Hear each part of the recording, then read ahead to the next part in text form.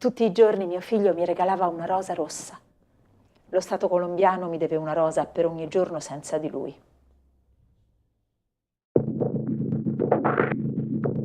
Mi chiamo Luz Marina e vivo a Soacha, una cittadina dormitorio poco lontano da Bogotà, che accoglie la maggior parte degli sfollati interni di questo paese. E sono la madre di Faher Leonardo Porres Bernal, ucciso a 26 anni. Sul letto di morte che mi ha consegnato l'esercito c'è scritto: morto in combattimento, capo di un gruppo armato criminale narcoterrorista. Tutti i giorni mio figlio mi regalava una rosa rossa.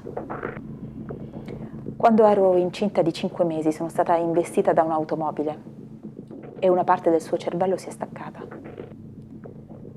Leonardo è nato di 6 mesi con una grave disabilità fisica e mentale.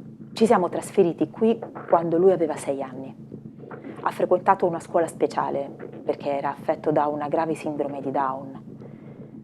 Non ha mai imparato a leggere o a scrivere e aveva problemi con la mano e il piede destro che non muoveva quasi per niente. Però aiutava i vicini a portare la spesa o con i materiali. La Brigata 15 me l'ha portato via l'8 gennaio 2008. 4 giorni dopo è stato ucciso. Ho passato 8 mesi a cercarlo. Ero molto angosciata anche perché Leonardo doveva prendere dei farmaci per le convulsioni. Alla procura non mi accettavano neanche la denuncia. Dicevano che si era allontanato volontariamente, che dovevo lasciarlo libero. Così ho iniziato le ricerche con i miei familiari. Cercavo per la strada, tra i senza tetto, tra gli spacciatori, nelle carceri.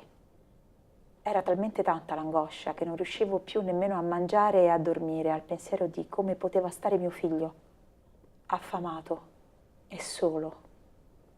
Alla fine, quando sono arrivata all'ufficio di medicina legale, tra i tanti nomi che ho trovato, c'era anche quello di mio figlio e la sua foto. 13 colpi hanno distrutto la parte sinistra del volto e scardinato la mandibola. I suoi resti erano insieme a un'infinità di altri resti in una fossa comune. Per riportare il suo corpo a Bogotà ho dovuto fare una colletta tra amici e parenti per poter raccogliere i 15 milioni di pesos necessari. Devo ancora restituire 8 milioni. Mio figlio aveva un handicap del 50%, un caso emblematico di falso positivo. Che cosa significa falso positivo?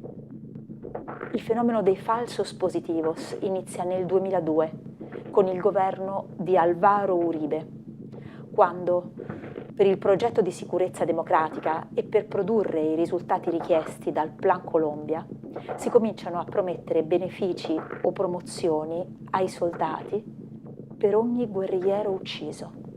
I soldati, d'accordo anche con i paramilitari, avvicinavano i giovani offrendogli un buon lavoro. Poi li rapivano, li torturavano e li uccidevano, travestendoli da guerriglieri. Si sentivano talmente sicuri di sé nel commettere questi crimini che vestivano i cadaveri senza nemmeno curarsi di far combaciare i fori dei proiettili sui vestiti con quelli dei corpi.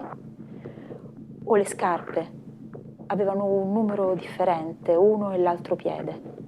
O le armi che avevano in mano erano finte o del mercato nero. Si contano almeno 5.000 falsos positivos, vittime dei crimini dello Stato colombiano. E nella maggior parte dei casi non è stato neppure avviato il processo. Ho iniziato a lottare per le dichiarazioni assurde del presidente Uribe e perché i media avevano cominciato a montare quei casi dicendo che erano tutti pericolosi criminali. Insieme ad altre madri ho fondato il movimento delle Madres di Soacha perché vogliamo giustizia e verità per i nostri figli.